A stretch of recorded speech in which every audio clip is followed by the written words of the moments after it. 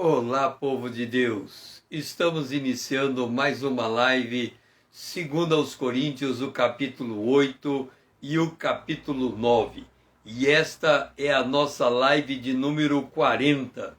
Já tem sido uma longa jornada até chegarmos aqui, onde temos comentado verso a verso o que o apóstolo Paulo tem ensinado acerca da generosidade. Esta é a instrução que ele passa para a igreja de Corinto nesses dois capítulos, e tivemos a oportunidade de compreender a magnitude que é esta macrovisão que envolve a questão da oferta.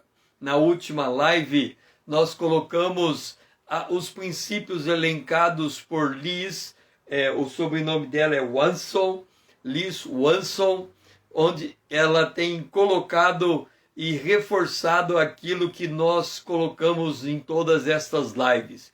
E os princípios que ela coloca, o primeiro é a soberania divina sobre as riquezas. O profeta dizia: meu é o ouro, minha é a prata, diz o Senhor dos Exércitos. Então toda a riqueza dos céus e da terra pertence ao nosso Senhor. Seja bem-vinda, Rita. Então esse é o primeiro princípio elencado por Liz. O segundo princípio é a alegria que advém da ajuda mútua.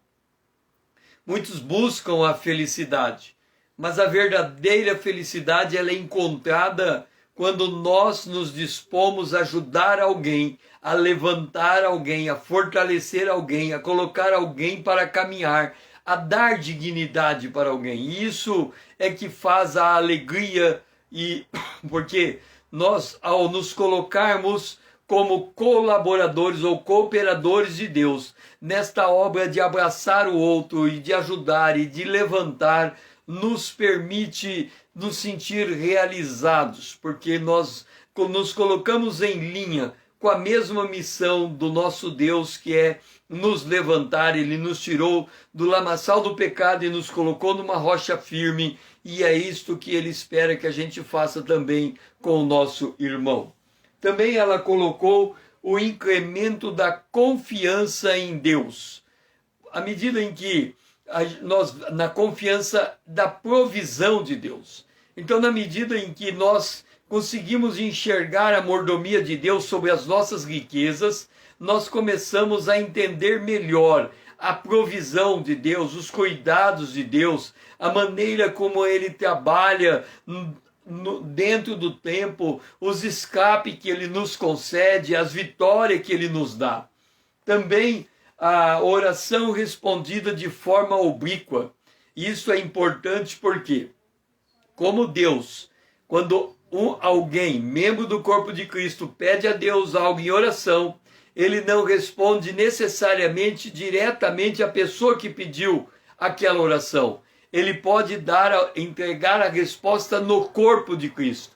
E quando ele entrega a resposta no corpo de Cristo, ele conta com a voluntariedade do seu povo para fazer chegar a bênção àquele que pediu a oração.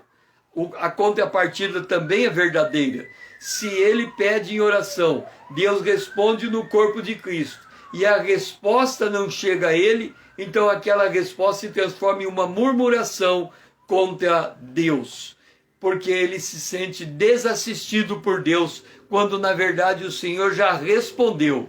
É verdade, Rita. Essa parte é muito interessante e explica a prosperidade. Aí a gente entende melhor a história de José. José vai adiante e durante 7 anos Deus prepara a vida de José para receber os seus irmãos que estavam passando fome.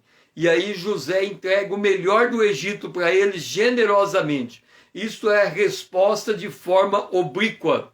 E é uma maneira, quando Jesus disse que eles sejam um, assim como nós somos um, nessa inter-relação que vamos criando entre nós, no sentido de ajuda mútua, é que vai fazer com que o mundo entenda como nós nos amamos.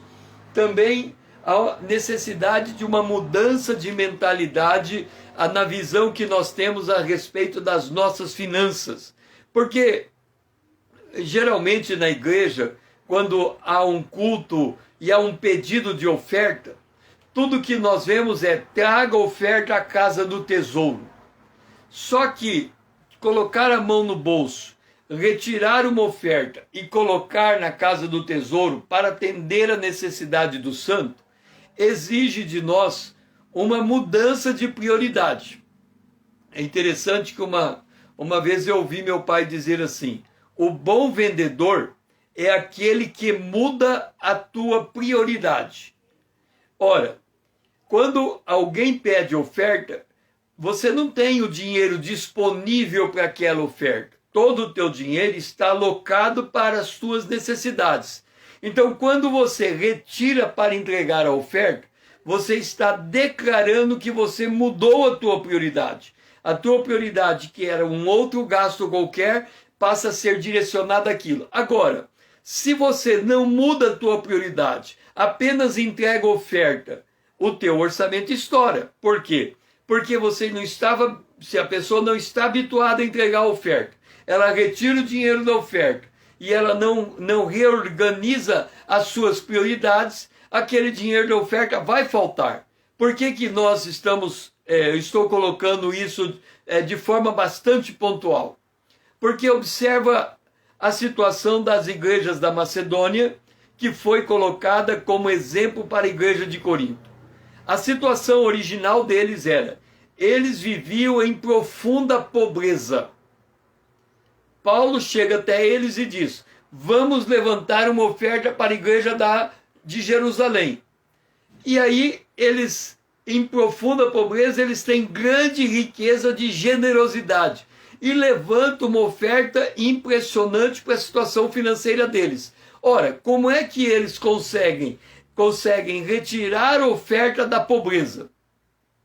É porque eles mudaram as suas prioridades, reduziram ainda mais a necessidade de recursos materiais para sustentar a vida deles e movimentaram essa oferta excedente que eles encontraram na sua pobreza, portanto, não eram tão pobres assim, para atender a necessidade da igreja de Jerusalém. E aí também há uma necessidade de mudarmos os nossos hábitos. Quando Paulo fala, no primeiro dia de cada semana, separe a oferta, ele está necessariamente dizendo: incorpore a oferta no teu hábito e dentro do teu orçamento. Ou seja, passa a considerar como você vai trabalhar a oferta.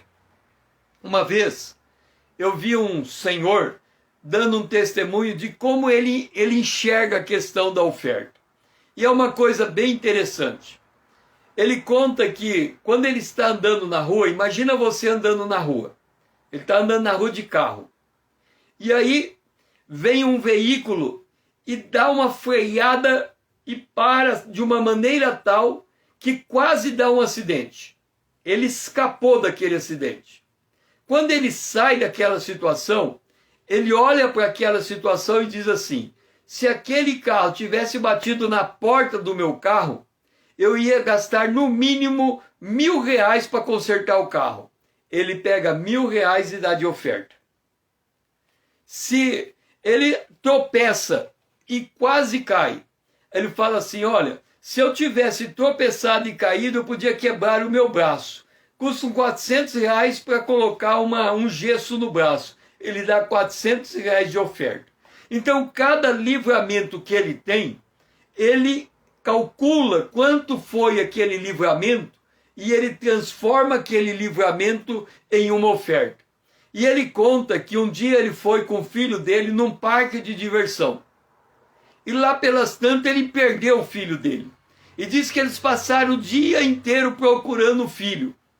E quando ele encontrou o filho, no final do dia, ele encontra o filho, e aí passa aquela comoção toda, ele dá uma oferta ao Senhor equivalente a toda aquela situação, não sei que parâmetro que ele usou, mas poderia ser, por exemplo, quanto que é um dia de trabalho dele? Um dia de trabalho dele, se ele ganha sei lá quanto, 10 mil reais, 20 mil reais por mês, o dia de trabalho dele, aí ele calcula, vamos pegar 30 mil reais, então ele ganha R$1.000 por mês. Se ele ganha 30 mil por mês, ele ganha R$1.000 por dia. E aí ele pegou R$1.000 e ofereceu de oferta. Então ele tem essa lógica. Eu escapei de um acidente, calculo aquele montante do prejuízo que eu poderia ter tido e entrego isso em oferta.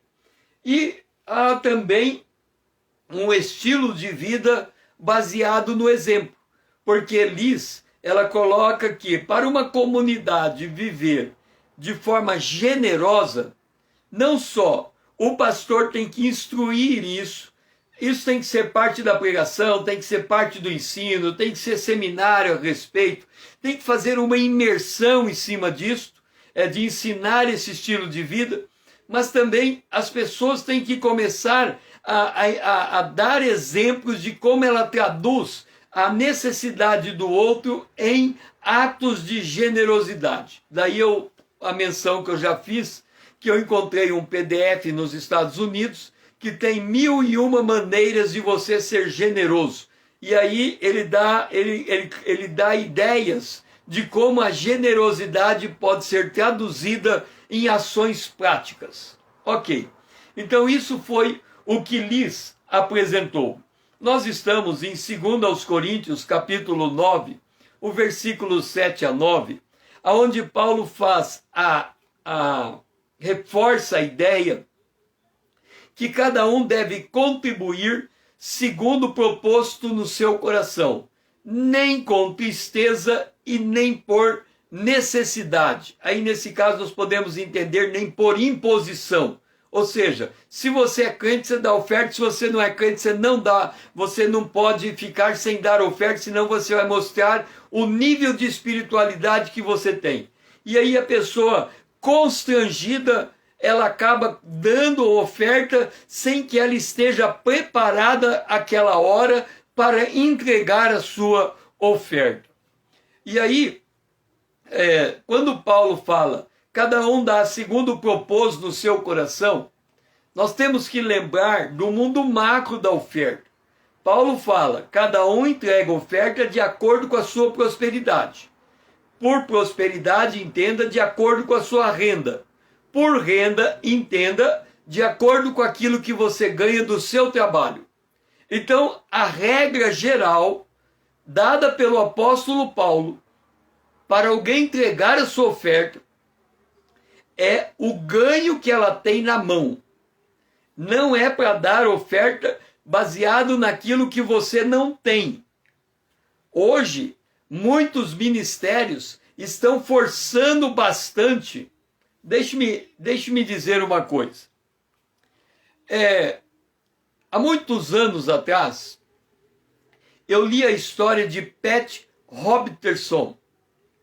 Ele é um homem que Deus preparou, deu uma visão para ele abrir um canal de TV eminentemente cristã nos Estados Unidos na década de 60. E aí há um livro que conta a história dele. Ele conta que quando ele não sabia que ele ia comprar um canal de televisão. E aí um dia Deus falou assim para ele, abre uma conta bancária. Ele foi lá no banco e abriu uma conta bancária. Aí a pessoa falou assim, olha, para você abrir uma conta bancária, você tem que depositar tipo assim, $100. Aí ele abriu e pôs os $100 na conta. Mas aí tinha uma taxa. E aí o dinheiro que ele pôs na conta foi para a taxa. Então ele ficou sem nada. Então ele tinha uma conta bancária aberta sem dinheiro. Mas ele precisava daquela conta bancária aberta para comprar o direito do canal de televisão. Só que ele não sabia que ele ia comprar esse direito. Depois dele ter aberto a conta bancária, Deus falou para ele ir no leilão, e quando ele chegou lá, Deus disse, agora compra. E ele comprou sem dinheiro. E aí tinha as etapas do pagamento. E aí ele vai e começa a receber recursos de forma sobrenatural, e todo mês que tinha que pagar a mensalidade, ele tinha a quantidade de dinheiro necessário para pagar o canal de TV. Mas por que eu estou contando a história de Pat Roberts, canal de televisão? Olha, quem tem ministério no rádio, um pastor que tem um ministério no rádio, ele paga tipo assim, eu vou dar um número aqui chutado, porque eu não sei qual é o número, mas vou dar só para você ter uma dimensão do que eu estou falando. Vamos supor que ele tem 1 hora de programação numa rádio. Ele vai pagar R$10.000 por mês para ter 1 hora todo dia para fazer a propaganda no rádio. É só aquilo, é R$10.000. Então, calcule, um pastor para ter um ministério no rádio todo dia, nessa faixa de valor de R$10.000, não é muito difícil. Uma igreja aí pode ter R$100.000 de entrada, ela pode dispor de R$10.000 para manter o rádio. Agora, se um pastor se atrever a ter um canal de televisão, ele gasta R$10.000 por segundo. Percebe a diferença? Se ele tiver 1 hora no rádio, ele gasta R$10.000 por mês. Mas se ele tiver um canal de televisão, ele gasta R$10.000 por segundo. Significa o quê? Se um homem tiver um canal inteiro de TV, ele tem que arrecadar tanto dinheiro quanto o governo arrecada dinheiro de imposto para manter o Estado. É um volume de dinheiro absurdo. E o que acontece? Se ele for um homem de oração, igualzinho foi, eu não lembro o nome dele, mas no passado havia um homem que ele fez um propósito com Deus. Ele nunca contou para ninguém de quanto dinheiro ele precisava. E sempre ele tinha o dinheiro na hora certa. Então, se esse pastor, tivesse fé do tamanho de um grão de mostarda para manter um canal de TV, ele jamais poderia pedir dinheiro no púlpito. O dinheiro ia chegar para ele de maneira sobrenatural. Agora, quanto menor a fé do homem nesse sobrenatural mover de Deus, maior é o apelo do homem para manter aquela máquina que ele criou. E aí, o evangelho passa a ser colocado em segundo plano, porque é preciso arrecadar tanto dinheiro, mas tanto dinheiro, que 80% do tempo, ou 90% do tempo é focado no quanto de dinheiro você tem que trazer, porque quem tem canal de televisão, ele gasta dinheiro por segundo. O que eu estou dizendo com isso?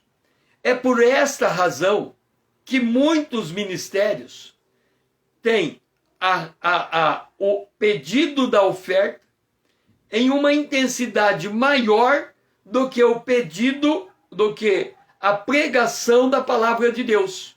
Gasta mais tempo coletando oferta do que ensinando. Porque se a gente colocar o tempo da música, o tempo da oferta e o tempo da palavra, vai ser 20, 40, a música 80% é música. Mas nesse 80% você vai ter 40% do tempo em oferta. E aí você vai ter 20% de pregação. Por que eu estou fazendo essa ênfase? Porque é completamente diferente o que Paulo ensina em 2 Coríntios capítulo 8 e 9. Ele fala, dá a tua oferta da tua renda, dá da tua oferta para não ser um peso para você, dá a tua oferta para não se transformar em tristeza. E eu já dei o exemplo aqui de como que Paulo raciocina. Ele diz assim, se você tem que levantar R$1.000 de oferta num dado período de 10 meses, ou de 10 semanas, porque ele fala uma vez por semana, você tem que separar 10% cada semana. Porque senão, a hora que você chegar no último dia, que tem que entregar a oferta integral aquela oferta vai ser um peso tão grande que ao invés dela ser um motivo de alegria, ela se transforma em tristeza. Veja como Paulo, ele é delicado para falar e tratar da oferta. Por isso ele diz, porque Deus ama a quem dá com alegria. Dentro do escopo, Deus ama quem entrega sua oferta a partir da sua renda, de caso pensado, sabendo o que está fazendo, sabendo o que ele está comprometendo da sua renda, sabendo que ele está fazendo por amor, em função da assistência que ele está dando aos santos. Por isso ele diz, Deus pode fazer-nos abundar em toda graça, a fim de que, tendo sempre em tudo ampla suficiência, superabundeis em boa obra, como está escrito, distribuiu, deu aos pobres, e a sua justiça permanece para sempre. O que Paulo está dizendo aqui? O homem generoso, quando ele aprende a dar com generosidade, ajudando a pessoa, amando aquilo que faz, sabendo o efeito que a oferta está fazendo na vida daquela pessoa, a alegria que ele sente é de tal magnitude que ele quer fazer cada vez mais e Deus transforma aquilo como um ministério. E aí aquele homem generoso, ele vai ser reconhecido ao longo da sua caminhada pela sua generosidade. E, obviamente, ele também vai ser reconhecido pela grandeza da sua prosperidade. Por quê? Porque à medida que ele vai andando, vai ofertando, ele vai recebendo em proporção aquilo que ele está ofertando, e ele vai cada vez ofertando mais, porque ele muda a chave da sua mentalidade. Ele percebe e coloca em foco o povo de Deus, e a partir daquilo que ele faz em relação ao povo de Deus, ele transforma o seu ato de dar em um ato ministerial. Esse é o seu ministério, o ministério da generosidade. Por outro lado, Jesus diz, não acumuleis para vós outros tesouros sobre a terra, onde a traça e a ferrugem corrói, e onde os ladrões escavam e roubam. Mas ajuntai-vos para vós outros tesouros no céu. O que nós estamos querendo colocar aqui nesses dois extremos? Por um lado, Paulo diz, oferte com alegria, não por tristeza e nem por constrangimento. Por outro lado, Jesus diz, oferte para acumular tesouro no céu, não acumule tesouro na terra.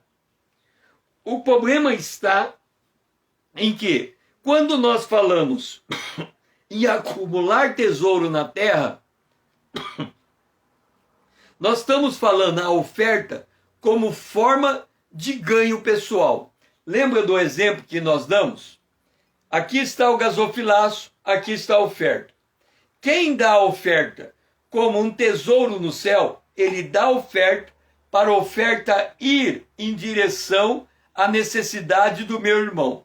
Por outro lado, quem dá a oferta buscando o ganho pessoal, ele dá a oferta pensando que ao dar a oferta, ele vai receber 100 vezes mais. Então nem importa para onde a oferta está indo. O que importa é o ganho que ele está recebendo da sua oferta.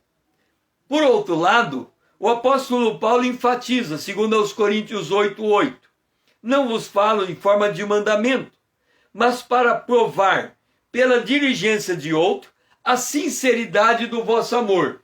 Então, de novo, nós temos o gasofilaço e nós temos a oferta.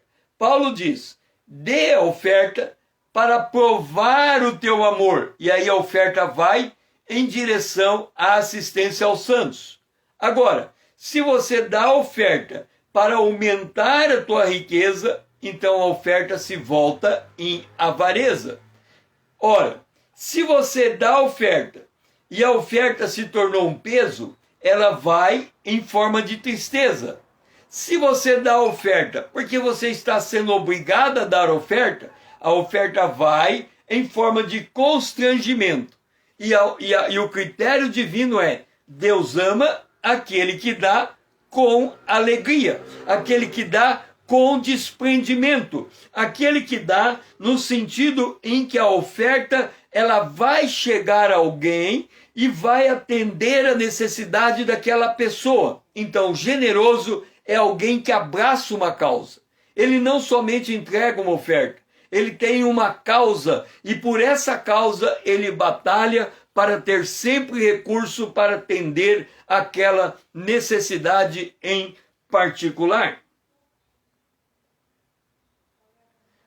Por outro lado, nós temos enfatizado que é da tendência do pregador, muitos pregadores, enfatizar a questão da oferta no sentido da colheita abundância. É aquilo que eu falo. Você está entregando oferta para ela ir em direção à assistência aos santos.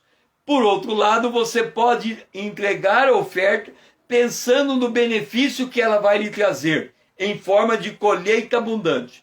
Nesse caso, você está pegando a oferta e fazendo da oferta a colheita. Observe um detalhe.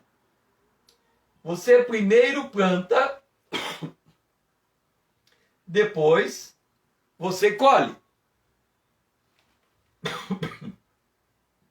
Da prosperidade da tua colheita, você tira a tua oferta. E a tua oferta é destinada a atender a necessidade do santo. Este é o ciclo que Paulo ensina acerca da oferta. Então, observe o seguinte. Primeiro você planta, então você colhe. Da tua colheita você tira a tua oferta. Muitos pregadores invertem a história. Ele diz, a tua oferta é a semente. Quanto mais oferta você dá, mais você está plantando, mais você vai colher. Então a oferta deixa de ser fruto, a colheita deixa de ser fruto do teu trabalho para ser fruto do teu ato de dar. Agora, observe um detalhe. Para você poder plantar e colher, para você fazer isso aqui, ó, plantar e colher, do que é que você precisa? Você precisa ter fé. Ok? Você precisa ter fé para você plantar. F. É invertido. Estou tentando aprender a escrever invertido. Então vamos ver se dá certo agora. É preciso ter fé. Certo? É preciso ter fé para que você plante e colhe. Agora, uma vez que você teve fé e a tua fé teve fé que você trabalhando, você gerou tua riqueza, exerceu fé. Uma vez que você exerceu fé, para você poder entregar a tua oferta, você tem que ter obra.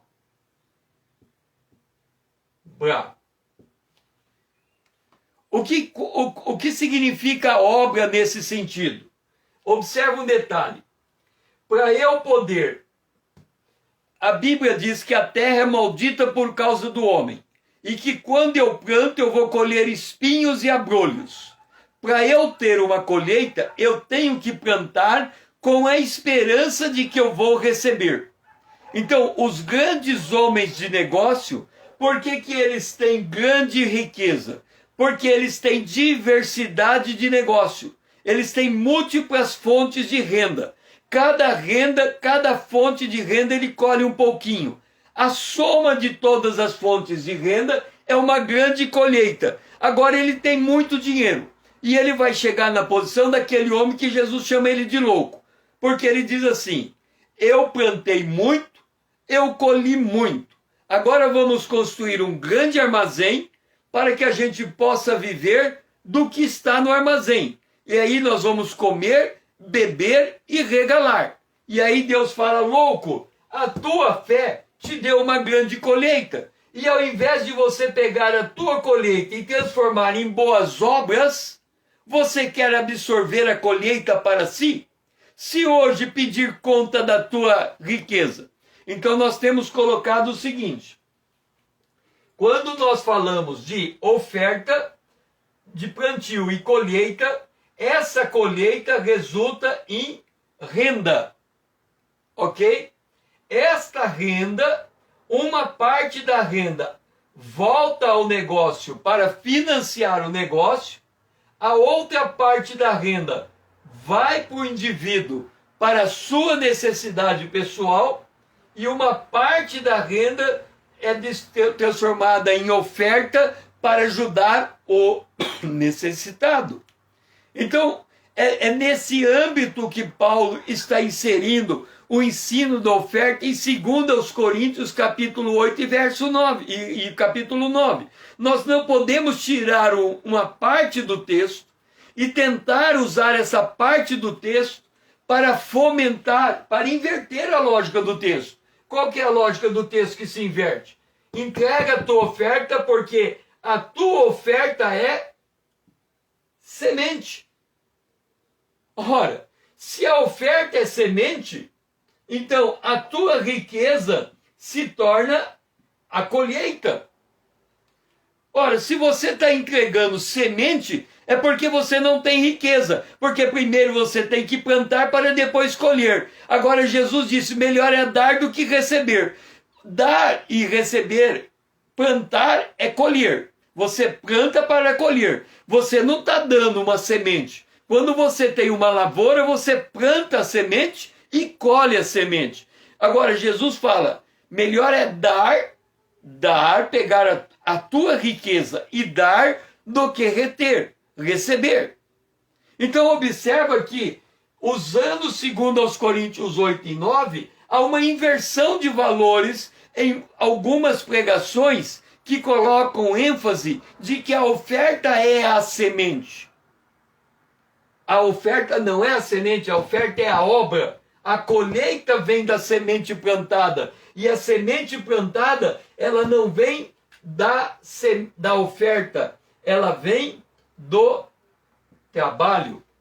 É o trabalho que gera colheita. É o plantio que gera colheita. E é da colheita que se tira a oferta. E a oferta é uma obra de fé. Por isso que Tiago diz, a fé sem obra, quer dizer, a fé que você tem para ganhar dinheiro, sem a obra do que fazer com esse dinheiro, é uma fé morta. Porque você está vivendo para você está vivendo para a sua necessidade. E aí vem o drama. E qual é o drama?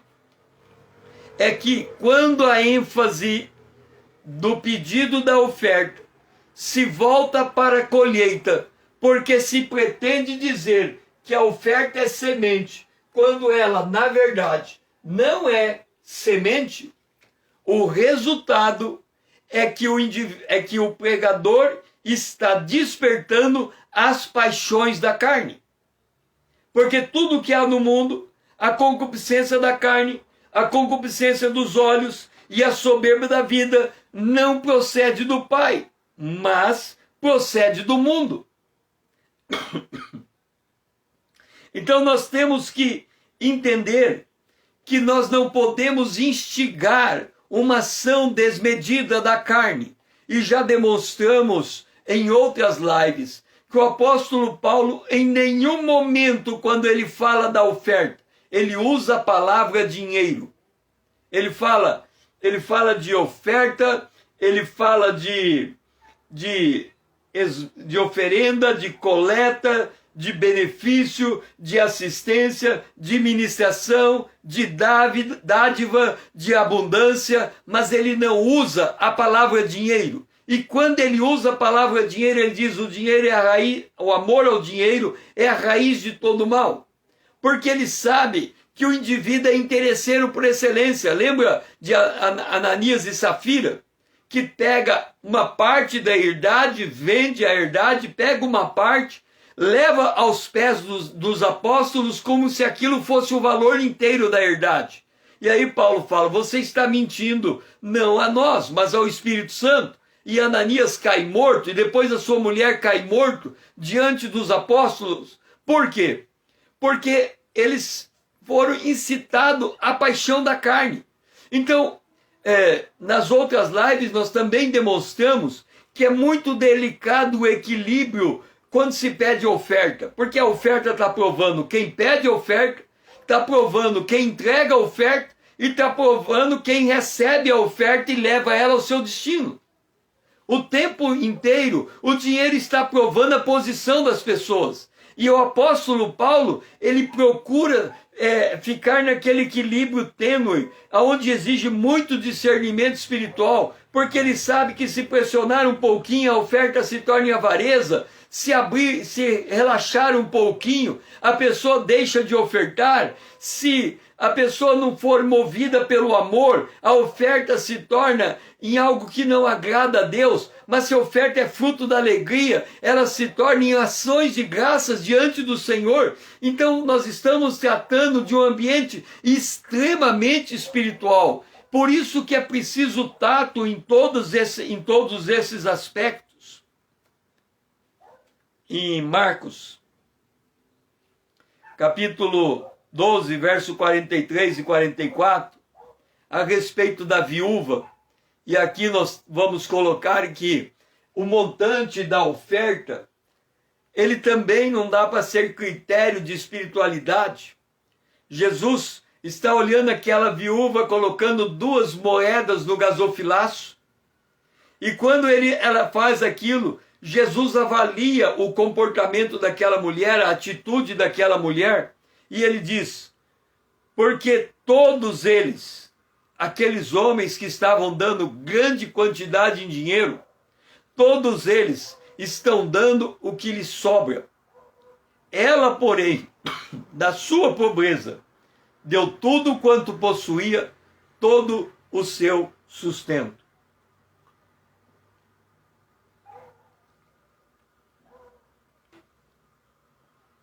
Esta mulher, ela entregou todo o sustento dela. Então, qual é a medida da generosidade quando nós falamos de uma oferta? Nós temos que ter discernimento, porque o louco pode ser chamado de nobre, e o fraudulento pode ser chamado de magnânimo. Deixa eu explicar essa inversão de valores. O fraudulento jamais, o Isaías 32:5 diz assim, ao louco nunca mais se chamará de nobre, e ao fraudulento nunca mais se dirá que é magnânimo. Eu conheci a história de um homem que ele era um político, e havia uma festividade numa comunidade. Chegaram aquele homem e disseram assim para ele, será que você pode dar uma contribuição para nós fazermos a festa naquela comunidade? Ele pegou e entregou o dinheiro da quantidade que as pessoas pediram para que aquela festa acontecesse. Então, quem olha aquele comportamento vai dizer, que homem magnânimo, que homem generoso. Ele entregou uma oferta em prol de um evento. Você também pode dizer, é claro, ele é político, ele está sendo beneficiado, ele está dando a oferta porque ele sabe que depois ele vai ter o voto. Pode até ser, mas naquele momento, alguém pediu uma oferta e ele entregou a oferta. O que aconteceu? Ato seguinte, chegou o dia da festa e ele foi até aquele lugar. Quando ele chegou naquele lugar onde havia festa, do dinheiro que ele tinha entregue para acontecer aquela festa, era próxima à campanha eleitoral. E ele viu a foto, ele viu uma faixa de uma publicidade para um vereador. Esse vereador, que aquela faixa foi colocada, ele ia ser vereador, mas ele não tinha dinheiro para tocar a campanha dele. Então ele precisava da ajuda dos amigos dele. E aí eles aproveitaram aquela festa e fizeram uma faixa para ele. Talvez o único dinheiro que ele tinha era para gastar para colocar aquela faixa. Ele jamais teria dinheiro para ajudar aquela festa. Pelo contrário, ele precisava que naquela festa colocasse uma faixa para ele. Pois bem, aquele homem que deu o dinheiro para fazer a festa, chegou lá, viu aquela faixa, ele conhecia aquela pessoa, era amigo dele, mas ele era candidato a vereador e ele não tinha interesse naquela candidatura. Ele disse assim: se vocês não tirarem esta faixa daqui, eu levo o meu dinheiro embora. O fraudulento jamais se dirá que é magnânimo. Ou seja, o volume de dinheiro que a pessoa dá publicamente pode não expressar o que está acontecendo de fato no seu coração. É por isso que a oferta exige o discernimento espiritual. Por isso que o pregador está sendo provado no pedido da oferta. E o ofertante está sendo provado na quantidade de oferta que ele entrega. E por que nós precisamos desse cuidado? Gálatas 5,17 descreve o quadro. A carne milita contra o espírito e o espírito contra a carne, porque são opostos entre si, para que não façais o que porventura seja do vosso querer. Então, dentro desse ambiente em que a oferta está sendo colocada, há uma luta por baixo da superfície entre a carne e o espírito. E quando essa luta se estabelece entre a carne e o espírito, nós passamos a ter que ter o cuidado de como nós vamos administrar o nosso coração. Nós temos que pedir para que o Senhor sonde o nosso coração, para que Ele examine, para que a nossa motivação seja uma motivação movida pelo Espírito de Deus e não movida pelo desejo de aumentar, de querer aumentar o nosso patrimônio, ou pelo desejo de querer usar aquele momento de oferta para fazer um escambo com Deus. Eu dou, mas o Senhor me devolve e eu possa crescer. Entenda, a oferta não é a semente. A semente é fruto do teu trabalho. A semente é dimensionada pela tua fé, pela maneira como você entende que Deus vai usar os teus dons e os teus talentos. Então, é de acordo com que você se posiciona no mercado de trabalho, seja como empregado, seja como empregador, seja como empreendedor, seja como investidor, a maneira como você enxerga esse ambiente é a maneira como você vai crescer na sua riqueza, porque você exige a ação do Espírito para lhe dar a capacidade, a sabedoria para administrar negócio. E aí você tem o livro de Provérbios, e o livro de Provérbios ensina a ter sabedoria para lidar com riqueza.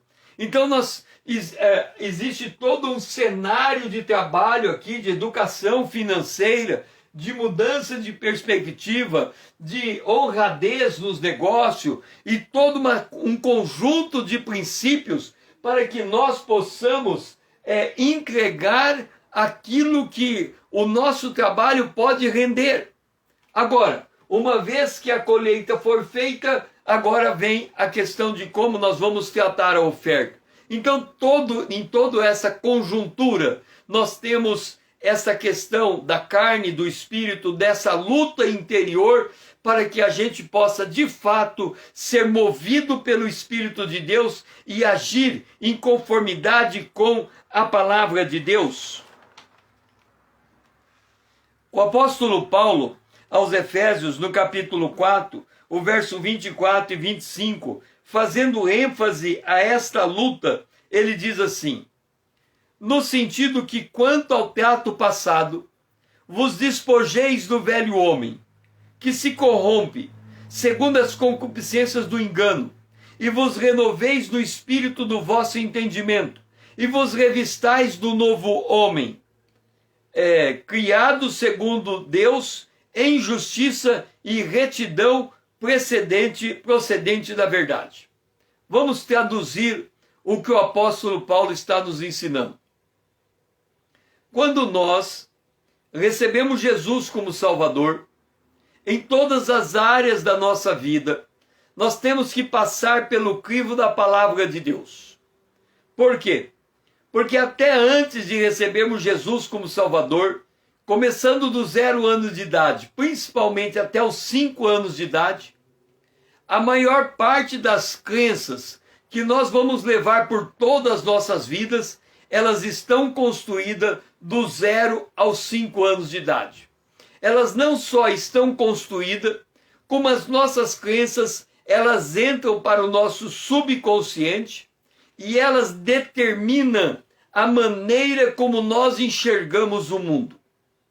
Quando nós recebemos Jesus como Salvador, nós recebemos Jesus porque ouvimos a palavra de Deus, que é uma crença muito mais elevada, que é uma crença pura, que é uma crença perfeita, e essa crença entrando em nosso ouvido, ela chega ao nosso coração, faz uma conexão de fé, e mediante a nossa confissão, nós nos tornamos filhos adotivos de Deus.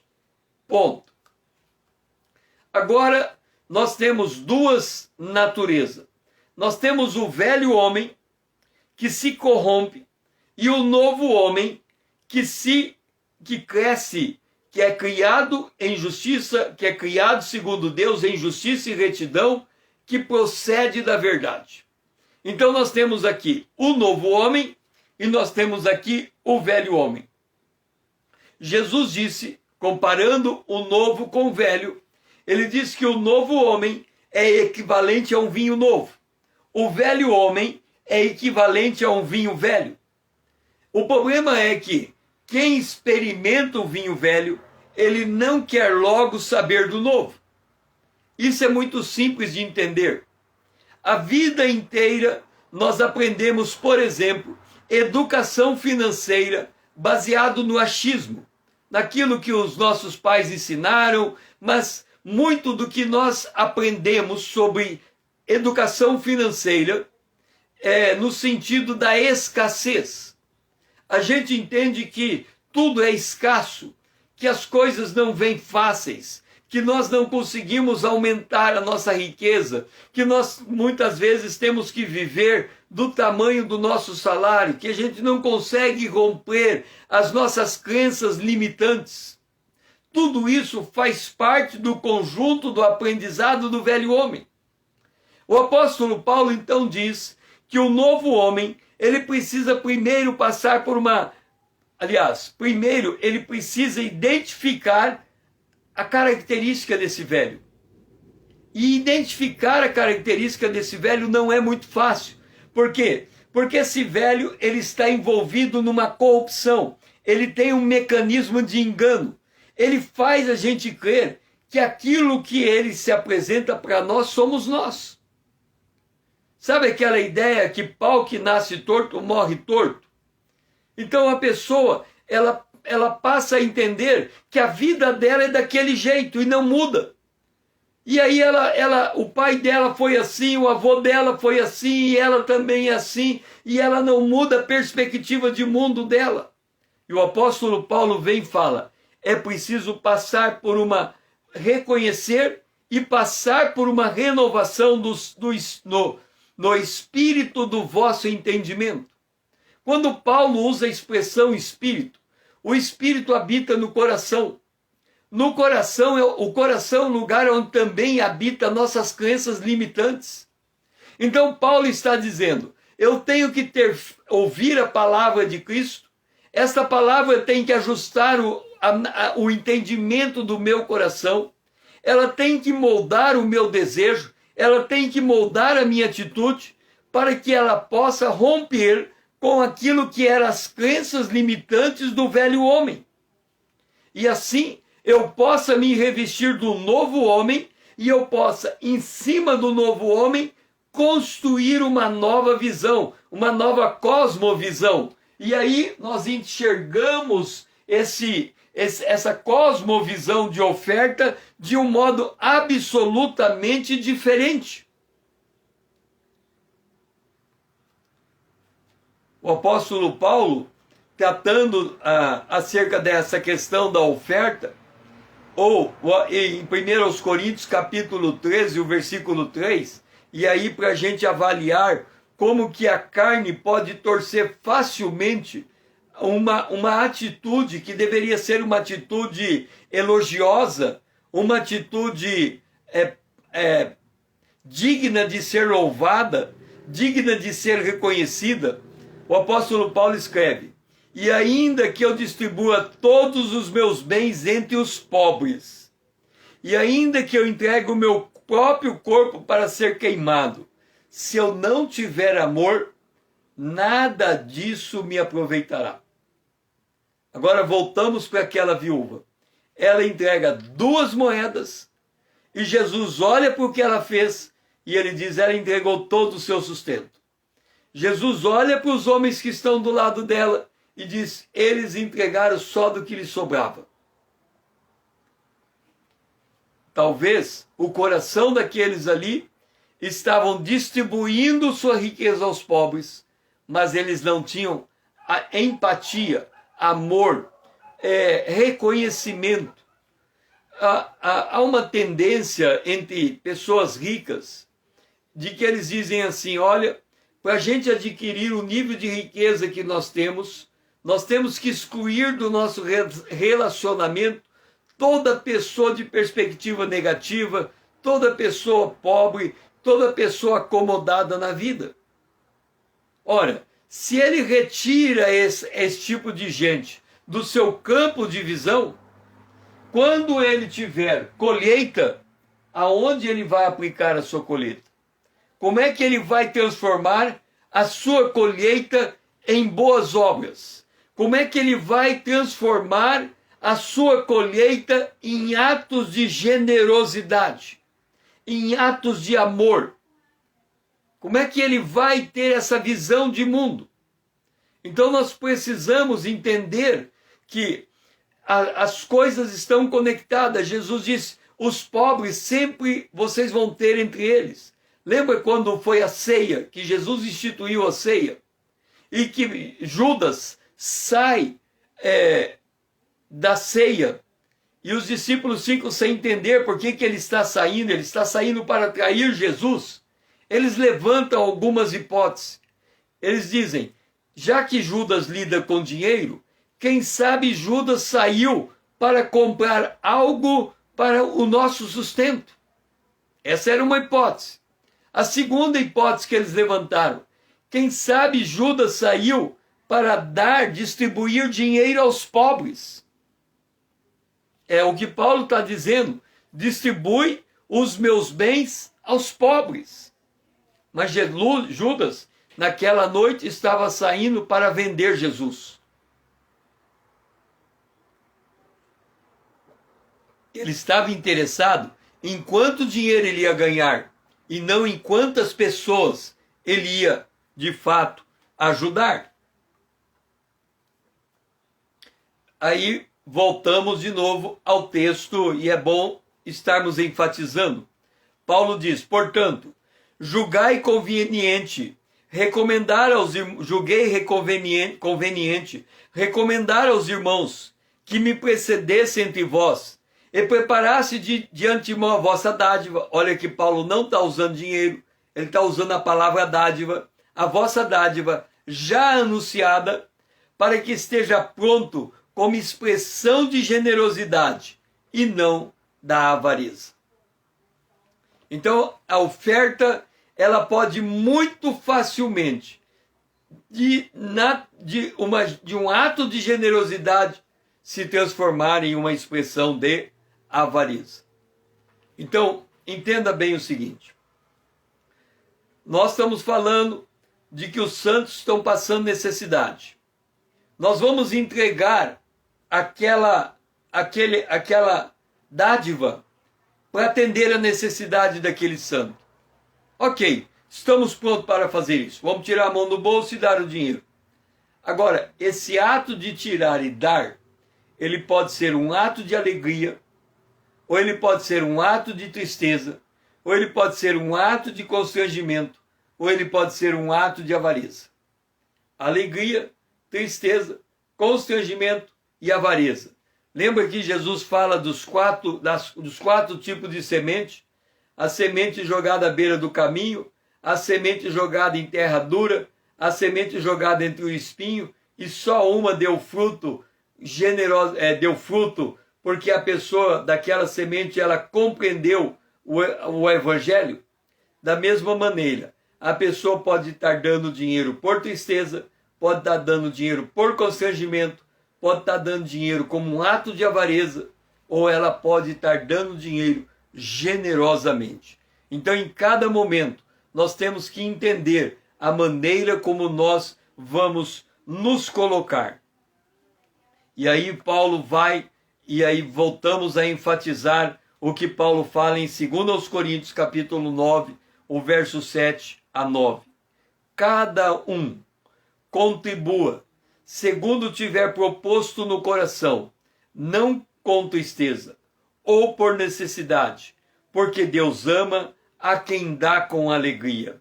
Deus pode fazer-vos abundar em toda graça, a fim de que, tendo sempre em tudo ampla suficiência, superabundeis em toda boa obra, como está escrito: distribuiu, deu aos pobres, e a sua justiça permanece para sempre.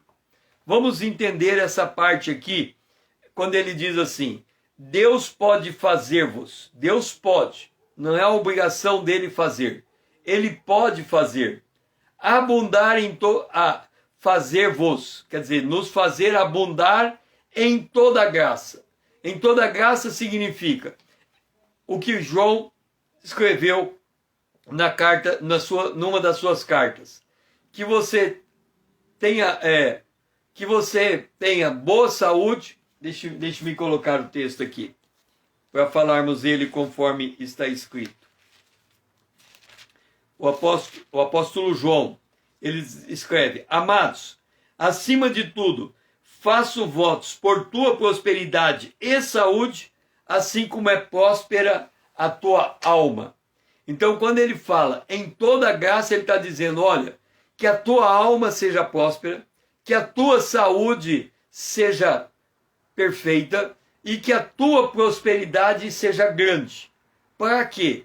Para que você continue nesse ato de generosidade, tendo sempre em tudo ampla suficiência. Quer dizer, que Deus possa lhe dar uma condição tal que você tenha o suficiente para você e você tenha o suficiente para atender o outro.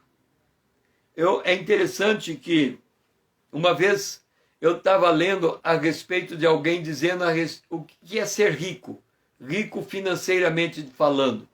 E ele diz assim: você já notou que uma pessoa que tem grande riqueza é uma pessoa que tem muitas pessoas debaixo do seu abrigo?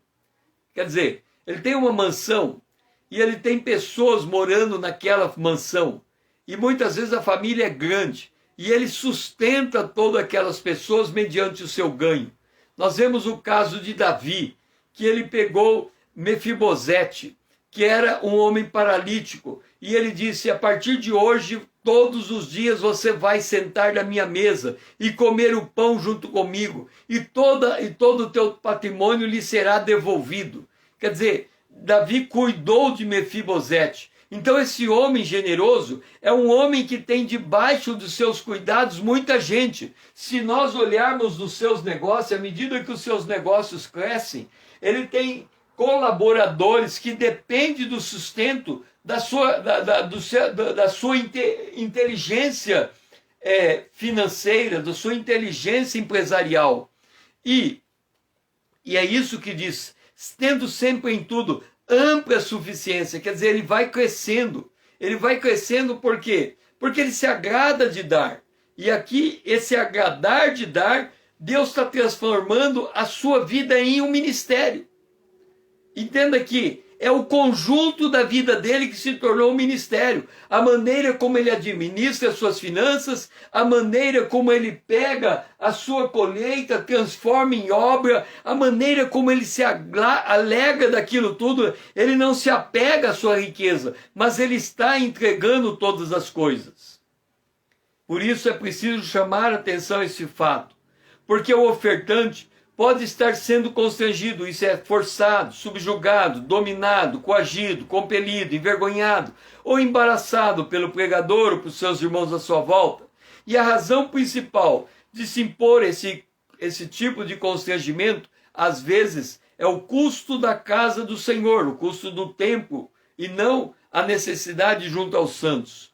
Mas Paulo, ele dá a si mesmo como modelo, e ele diz assim: eu nunca me fiz pesado para ninguém. Que nós possamos aprender a ofertar com essa generosidade, enxergando toda essa macrovisão. E na próxima live nós vamos responder a pergunta: como o crente oferta tendo alegria no seu coração? Foi muito bom ter você aqui junto comigo e que você possa estar comigo amanhã, às 20 horas, para nós continuarmos essa sequência de lives. A live 41, nós vamos chegar a 45, estamos avançando para o final da segunda epístola de Paulo aos Coríntios, no capítulo 9. Que o Senhor seja louvado e lhe abençoe ricamente.